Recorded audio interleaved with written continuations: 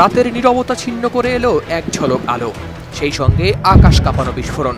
পাকিস্তান ও পাকিস্তান নিয়ন্ত্রিত কাশ্মীরে আচমকাই আঘাত হানল ভারতীয় বাহিনী, যার নাম দেওয়া হয়েছে অপারেশন সিঁদুর। আর এই নামকরণ করেছেন স্বয়ং ভারতের প্রধানমন্ত্রী নরেন্দ্র মোদী।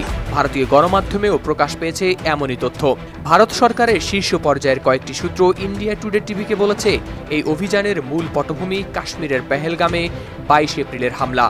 সেখানে বন্দুকধারীদের হাতে প্রাণ হারান ভারতের বেশ কিছু সৈনিক। মোদীর ঘনিষ্ঠ সূত্রের দাবি, প্রধানমন্ত্রী মনে করেন এই হামলার লক্ষ্য ছিল পুরুষদের হত্যা করে নারীদের বিধবা করা। এই যন্ত্রণার প্রতিশোধ হিসেবেই চালানো হয় এই সামরিক অভিযান।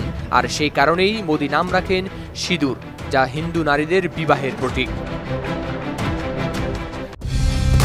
কালার এক্সপার্ট, জর্জ স্যাপ এবং মাইল্ড অন হ্যান্ডস টেকনোলজি সমৃদ্ধ অরিক্স ক্রিস্টাল ওয়াশ আপনার লন্ড্রি এক্সপার্ট।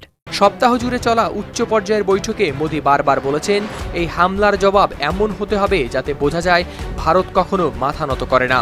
তার সেই বার্তার প্রতিফলনই নাকি দেখা গেছে এই অভিযানে। এই অভিযানের বিশেষত্ব একটাই, যেখানে ছিল সেনা, নৌ ও বিমান বাহিনীর সম্মিলিত প্রচেষ্টা, যা ভারতীয়দের ইতিহাসে খুব কমই দেখা গেছে। একাধিক সূত্র জানায়, একসঙ্গে 9টি স্থানে চালানো হয় হামলা।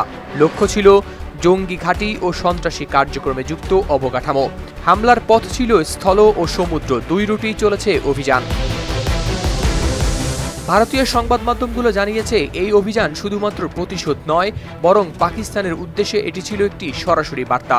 পেহেলগাম ভুলে গেলে চলবে না, আর ভারতের জবাব সবসময় চূড়ান্ত। তাই সীমান্তে উত্তেজনা বাড়ছে বলেই জানিয়েছেন আন্তর্জাতিক বিশ্লেষকরা। হাওলাদার শামীম, RTV।